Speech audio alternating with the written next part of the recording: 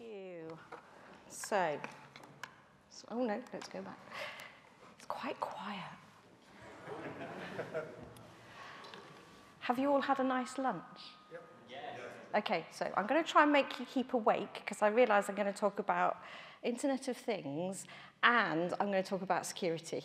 So sorry about that, but let's see if we can keep it a little bit more exciting.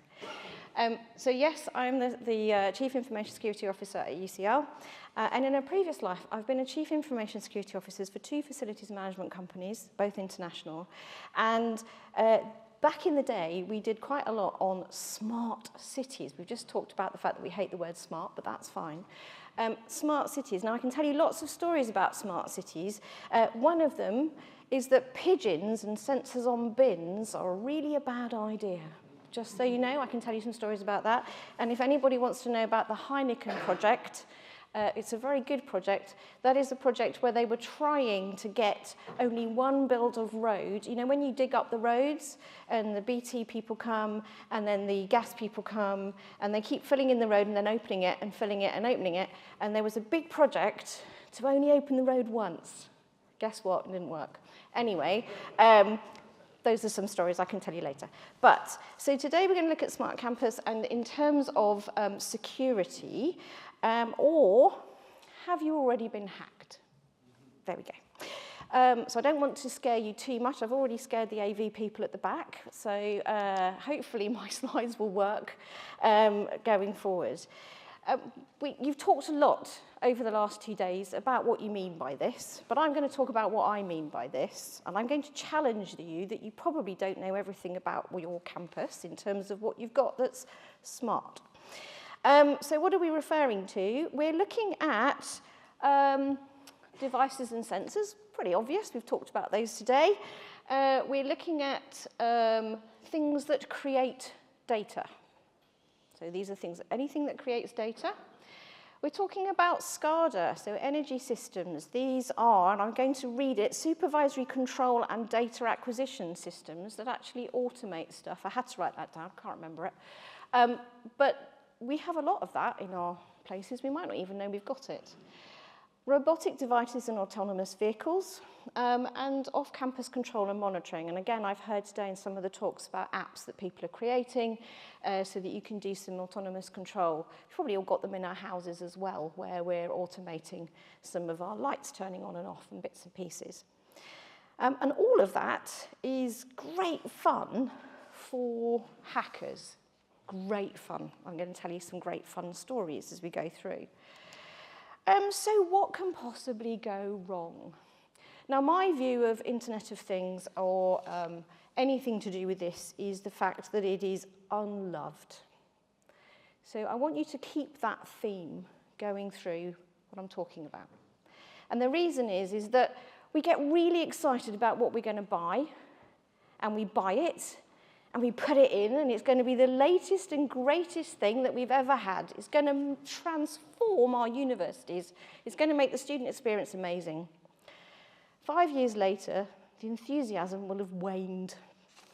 And it's quite likely that that fantastic bit of kit becomes a little bit unloved. So even if at the very beginning we've put it in and we patched it and we had it and we sorted it out, quite often they become a little bit unloved and nobody likes it. I want to get you awake. So I would like to know how many of you have carded or token door systems in your universities? Oh, that's good, most of you. How many of you are likely to have any buildings in your universities where those have been in for at least 10 years? Fantastic. Anyone got any that have been in for at least 20 years? Yes, yeah. How often do you look at those? Quite a lot? Always in there? Always fiddling? Probably not. So anyway, rest my case. This is all about unloved systems and security. And it's also, and I think we talked a little bit, I heard people talking earlier about quite often we'll put these sensors and systems in. We know they collect data, but we haven't quite worked out what they're going to do. We haven't quite worked out what we're going to do with the data. So it could be that they're door opening, but we might want to then eventually know how many times that door is opened or who's gone through the door, etc. So what we don't then do is we tend to retrospectively fit how that data gets to something else. So our API technology, our middleware technology is often retrospectively fitted. What tends to happen is we put modern integration systems onto old technology, which can in turn also create a security issue because we're not then checking the end data. But I'll talk about that in a minute. Now, first of all, I thought we'd wake ourselves up by a bit of film buffery. So, and if you want to think about risks of this, let's look first of all at using our imagination. So there are some films going back to, so the first one, 1969. Anyone? I should have asked you which year did The Italian Job come out. Hopefully you know The Italian Job. Anybody know in The Italian Job what could possibly be a hack into IoT? Anyone?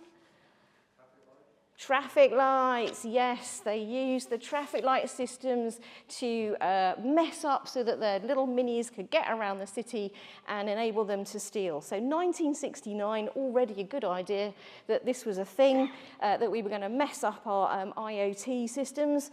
It wasn't on the internet in those days, obviously, but it was a connected system that was hacked.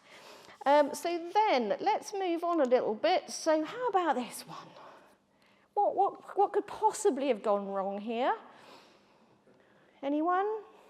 Anyone? You know the film, right? Jurassic Park? The Fences, yes. Now, I liked this film because not only did the gentleman that turned the fences off do it very quickly, but 13-year-old Lexi, goodness me, she was able to hack that password within minutes with a huge dinosaur coming at her. Good God, that password must have been really good. So, this is easy stuff, right? So password technology, God goodness, if you've got a big fence like that, I would do a long password. I don't know about you, but clearly they didn't. Okay, and if you really want a bad movie, has anyone seen this? It's got 1 rotten tomato. Probably you won't want to read it. But what I would say is this is a terrible movie, but it's also one where they launch a worm because there was a disgruntled employee in a business, tries to break down the business. The malware goes everywhere, and the city goes to haywire. A little bit unbelievable and a terrible movie, but it is quite, use your imagination, it's quite good. If you want to scare anybody in your own campus of what could possibly go wrong, bore them to death with this movie, and you will be fine. So that's fine, that's our imagination. This is all fiction. This stuff would never really happen, right? So, okay, let's show you some real stuff. By the way, if you want to use any of these references, got them there, you can have them, you can watch the movies. Some of them are good, some of them are bad. Real examples. 2014, in a university somewhere, not that I was ever at all linked with this university, but you can look it up on LinkedIn. Meeting room camera in a medical part, one of our medical buildings. Not our medical building, obviously nothing to do with me. In the medical buildings, suddenly noticed that we changed the VLAN. I went, hang on, there's a lot of noise coming off of this camera when it's supposed to be off. No one had looked at it for years. No one had taken any notice of it for years. It'd been a camera, it works, plugged in, it did its job. It had actually been broadcasting, we found out. It appeared to have been broadcasting to somewhere in Russia, and it had been broadcasting for we don't know how long. It was a very small piece of software that we found had been put into the firmware. We do not know how it got there. We don't know how long it had been there. We obviously eradicated it.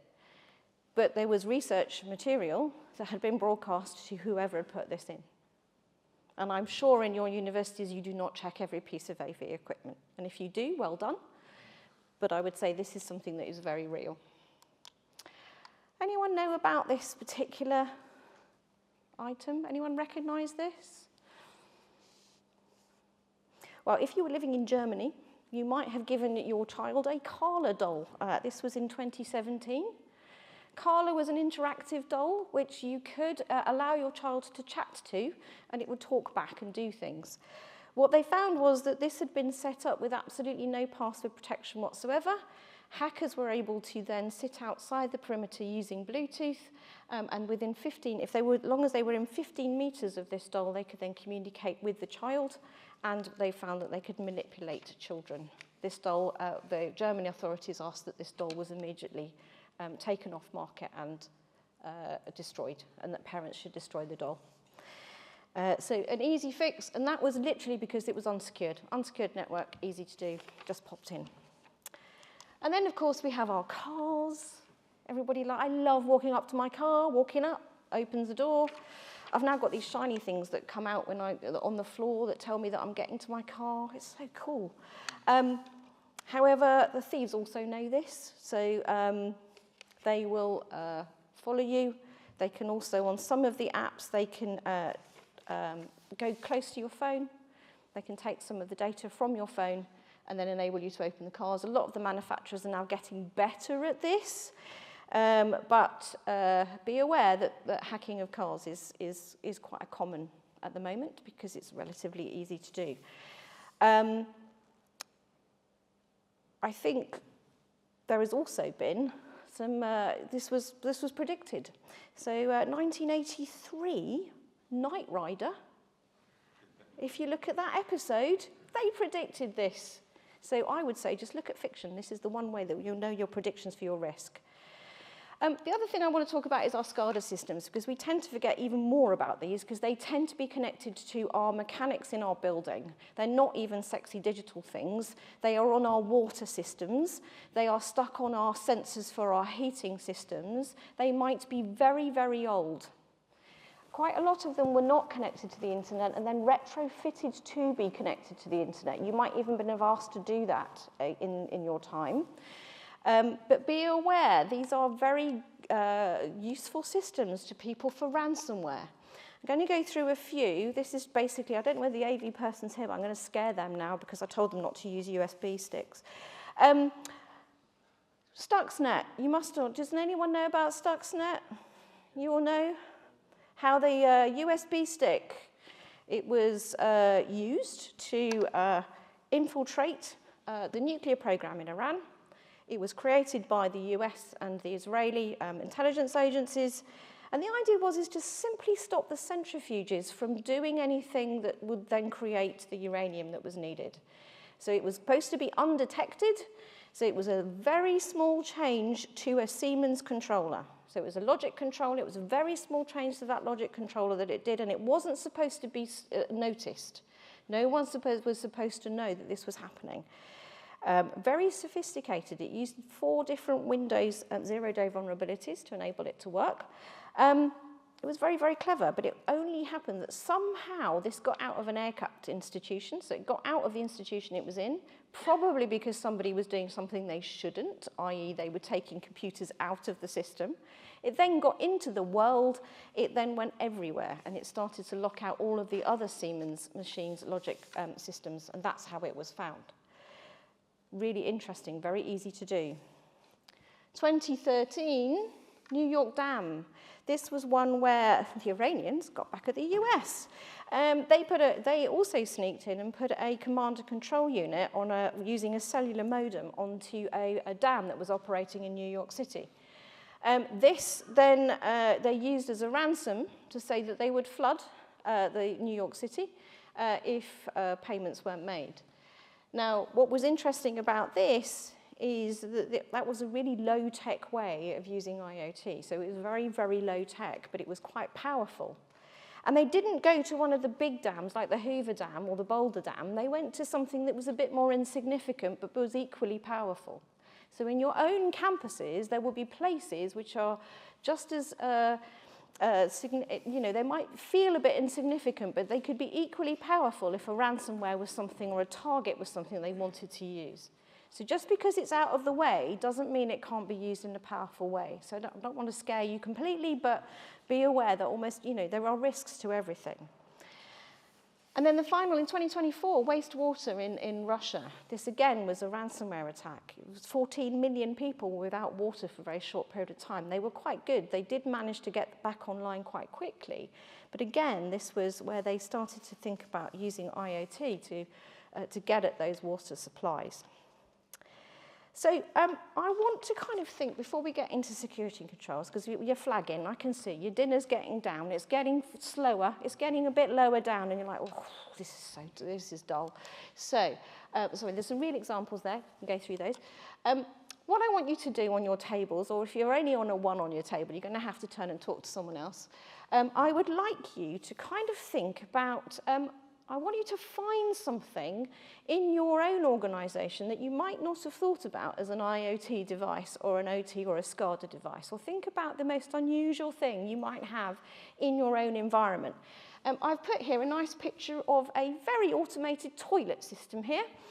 This is a photo that I took when I was travelling. You may have had these if you've been to Japan or you've been to Thailand or somewhere swanky. These are here. So quite a lot of these are also connected to the internet. Who wouldn't want to? You can look up the hacking of Japanese toilets in 2013. It's quite an interesting story. Not going to tell you that today. But bear in mind, on your campuses, there will be something very unusual. You've got innovation happening on your campuses. There will be something that you have not got in your radar. I want you to take 2 minutes on your tables and come up with some ideas about what you've got. On the side there, I've got the sort of things that I think you know about. And if you don't know about them, I would take a picture, because you should. So do you know about those? 2 minutes, I'm going to time you. 2 minutes, talk about, and I want you to shout back what you've got. So go.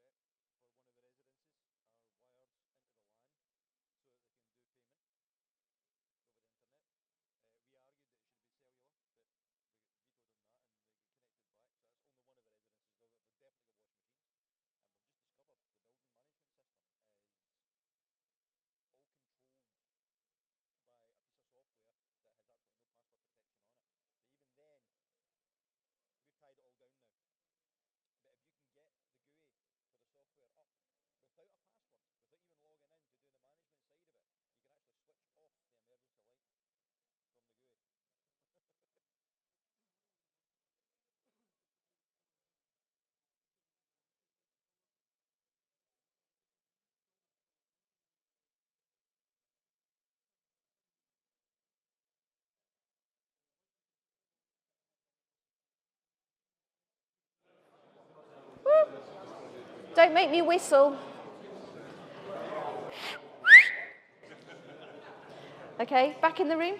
I love that. You should practice that. It's a really good thing to do if you do presentations. Just whistling at people is fantastic. Right, back in the room. Sorry, have to be really short because we have other talks to come. So, shout out. What's the weirdest thing you've got on your campus? I'm going to make a comment. Just gone in. It's a temple immersion. I'll go into coffin because it looks like a coffin. But this guy can tell you all about it because he just put it in and that's his net. It's a coffin. To me. Oh, right. What is it? It's a device where you can spend between 5 and 15 minutes to have a immersive experience, to calm down and relax. Apparently it's the first university in the UK with one, but there's a tablet interface where you can change some of the settings in terms of lighting, exactly one of them. Oh, that looks fun. It's a tablet interface where you can change some of the settings to relax in for 15 minutes, but it's internet connected. Which can be accessed remotely by the company. Oh, what fun. Right, I'm coming. Which university? Can I come and hack that? Because that sounds great. Wolverhampton. Wolverhampton, I'm on it. Right, okay.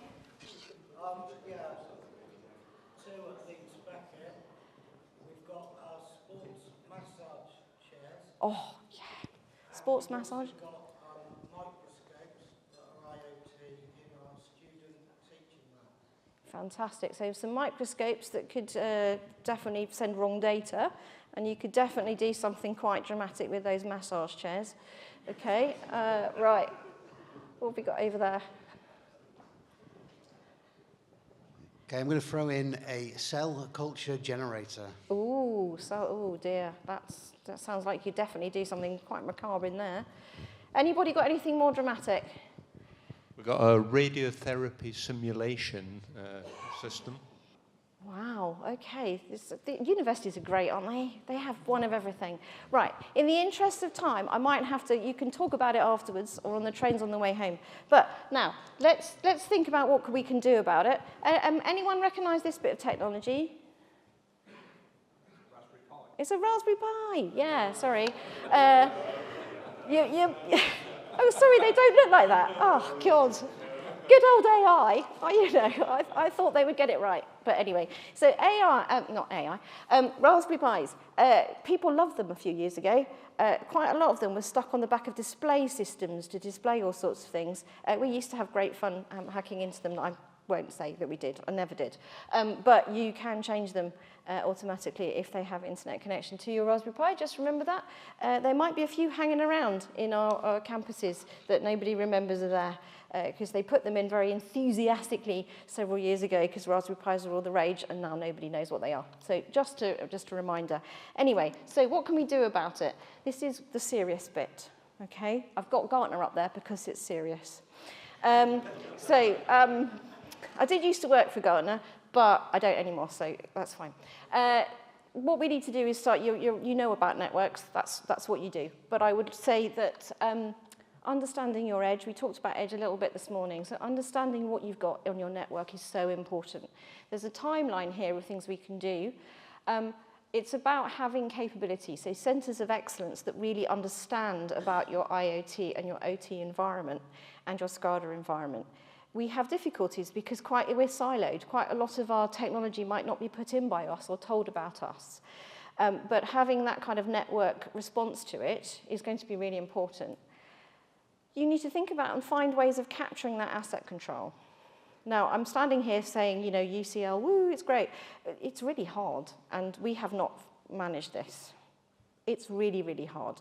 It's okay on the things that we know are being bought, but it's not okay on the things that we don't know are being bought.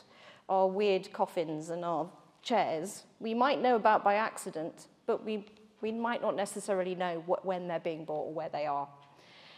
Policy and guidance is going to be really important. So making people aware of what your policy and guidance is, which VLANs, where you're going to put them, whether you've got separate VLANs for them, what you're going to do with them, and then some risk management around them. Some of them are going to be more interesting and more reputationally damaging if something goes wrong with them than others. Remember the SCADA things that I showed you. Think about what would a criminal want to do with this thing? What could happen? Now, if it's just a Raspberry Pi on a display system, it could just be displaying some sort of political message that your university wouldn't be keen to have. Now, that's reputationally damaging. However, it's probably not the end of the world. However, there are other systems, like your water systems, your SCADA, your heating systems, your door systems, that could be very damaging to your university if they were breached. So think about your risk and think about prioritization, and then drivers to how you then manage that.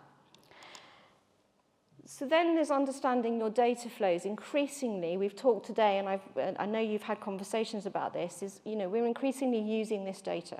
We're increasingly thinking about where this data is going to go. We may be putting middleware in, and we may be collecting data and aggregating it. That's fine, but do you know whether that data is the right data? Do you know and understand whether there's any issues around those API integrations and those integrations? And are they well managed? What's the flow in of data and what's the flow out of data? Do you disable the flow in of data to your devices? Because that's how attackers get in. Do you manage the flow out? And do you know what that flow out looks like? Now, again, if you've got thousands of these things, you probably don't know. But, and you probably haven't got the time to know. So there are devices out there and some monitoring out there that you can use to help you to do that. Are you aware of if you get a man-in-the-middle attack, that is where somebody steps in between the broadcast from your device to the end point of your data flow? Are you aware that if that's going to happen? Do you know if that's happened? And again, there are things that we can do to help prevent that.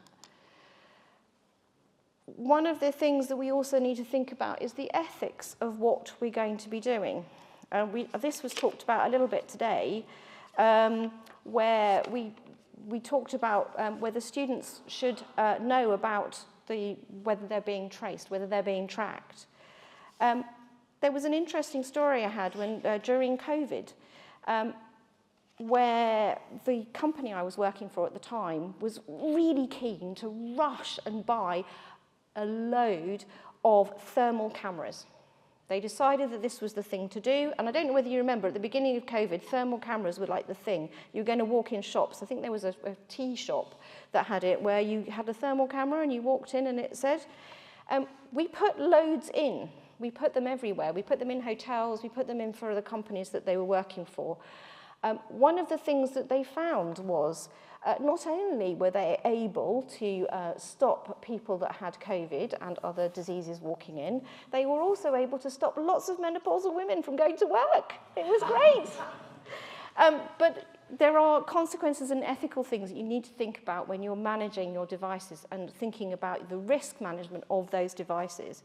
And it's not just about your security, it's about what are the consequences of those devices. And if you're collecting the data, how are you going to manage that data, and is it accurate? Is it useful?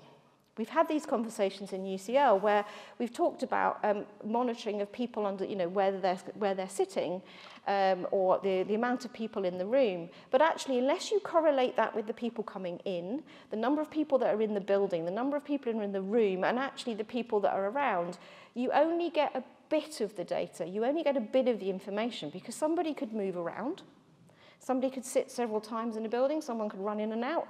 Unless you start to correlate that data, your data is not as interesting as it should be. Governance. Love governance. You have to think about who owns what.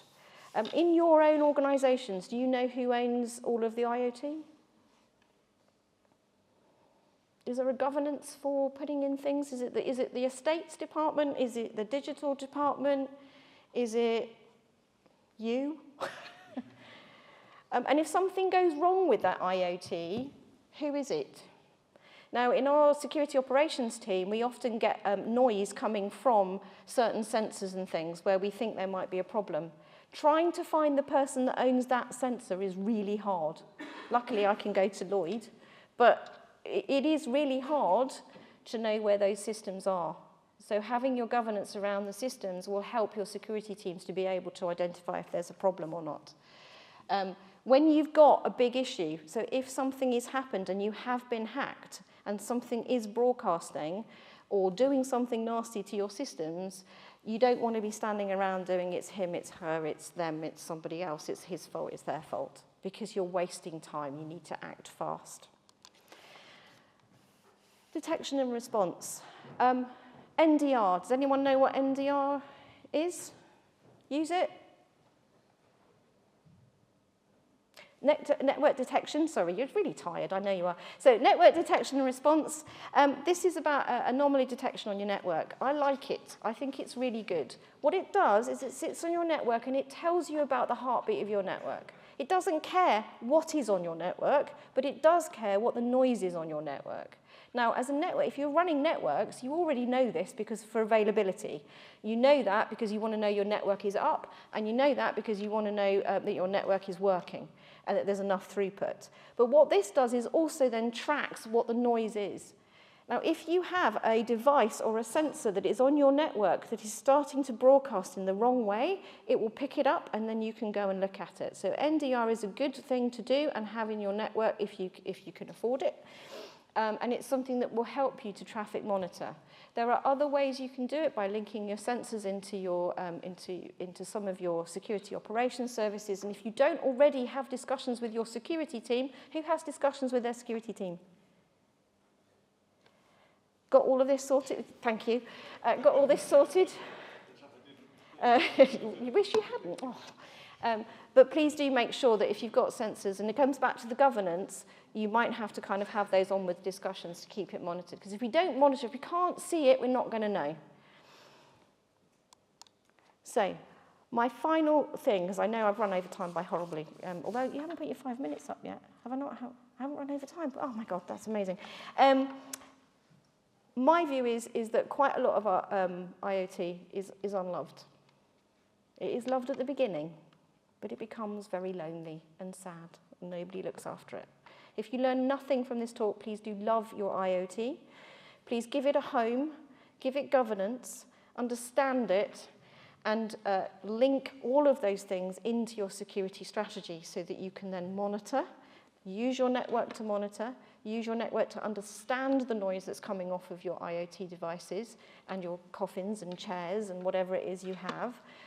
Link that all up and be aware of the risks that they might be offering to you, because you will bet your life that your students and others around, and your students and others will know what the risks are, and they will be looking to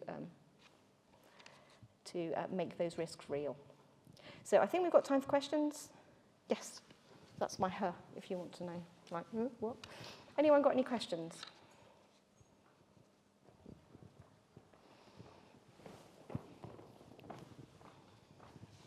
Hi, it's Ryan here from Walmart University. Just asking regarding the onboarding of these IoT devices. Do you do any special birth certificate scan or observation test before introducing to the network? Or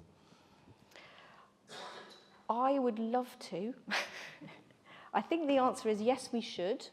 And the strategy that we're working on is how we do that, given the nature of it. I think the threat landscape in this area for devices is quite a difficult one, because we've also got supply chain issues of understanding what those devices is that we're buying. I didn't put it in here today, but there are issues at the moment and very big concerns in our threat landscape of some vendors. We know from the news and the horrible things that have been happening with devices that actually infiltration into third party and scanning devices before we buy them, knowing where we've bought them from and making sure that they are secure before we put them on. Go with reputable vendors. I would say that quite a few vendors outside, quite a few vendors will work with you to do the scanning and assurance with you. You can also do liability. We do liability checks in contracts if we're buying devices. So make sure that they will accept liability for the device that they're managing is another way of looking after it. Having a policy and a strategy of how to do it is something that we're trying to build, but it's hard to do. And scanning every device, you'd have to put the liability back on the device manufacturer, but that's harder too. None of this is actually easy. I've not cured any of it, just so you know. Anybody else, or are we done? That's us. Well, thank you very much.